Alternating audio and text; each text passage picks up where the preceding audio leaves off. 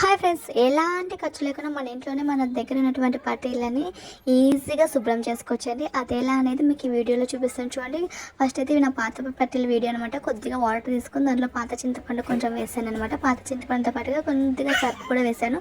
Surf ఏ brand అయినా పర్లేదు, మనం బట్టలకి ఏది యూజ్ చేస్తే అదనమాట.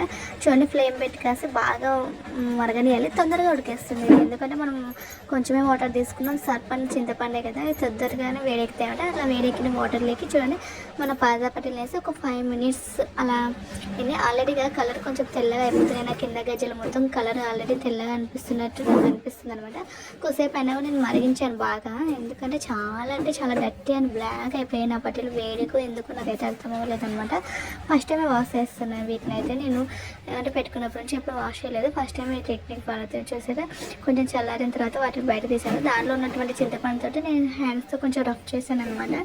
ఎందుకంటే చింతపండులో చాలా క్లీనింగ్ మనం ఎప్పుడైనా చింతపండే వాడతాం కదా, పూజ సామాన్ అట్లా క్లీన్ చేయడానికి కోసం కూడా. అందుకని చింతపండుతో కొంచెం రఫ్ చేస్తున్నాం, కానీ నాకు మొత్తం దానిలో ఉన్న జిడ్డు మొత్తం పోతున్నట్టుగా నాకు అనిపిస్తుంది. మీరు కూడా ఆ డిఫరెన్స్ చూడొచ్చు. చూడండి, నేను ఒక చేతితోటి వీడియో తీసుకుంటూ ఒక చేతితోటి రఫ్ చేసుకుంటున్నాను. అందుకు నాకు కొంచెం ఇబ్బందిగా ఉంది. మీకు అయినా నీట్గానే కనిపిస్తుందని నేను అనుకుంటున్నాను అనమాట.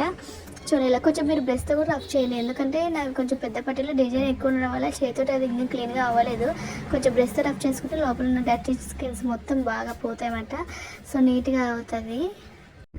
అదే ఫ్రెండ్స్, ఇలా చేసుకున్నాం అనుకో మనం ఇంట్లోనే నీట్గా క్లీన్గా చేసుకోవచ్చు. అంటే ఒక షాప్లో క్లీన్ చేసుకొని మళ్ళీ డబ్బులు ఎందుకు తగలేయడం చూపని, ఇలాగో ఖాళీ టైం దొరికినప్పుడు ఇలా ఒకసారి ట్రై చేసి చూసారా ఎలా మెలిసిపోయి. ఇంకా మధ్య మధ్యలో కూడా అలా ఉందనుకో మీరు బ్రష్ చేసి క్లీన్ చేసినాక ఇంకా ఫాస్ట్గా అంటే డైరెక్ట్గా బ్రష్తో కూడా క్లీన్ చేసుకోవచ్చు. కాకపోతే ఇలా చేయడం వల్ల దాంట్లో ఉన్నటువంటి బ్లాక్నెస్ మొత్తం తొందరగా పోతుంది అనమాట. అది నేను మీకు చెప్పాలి. Thank you for watching.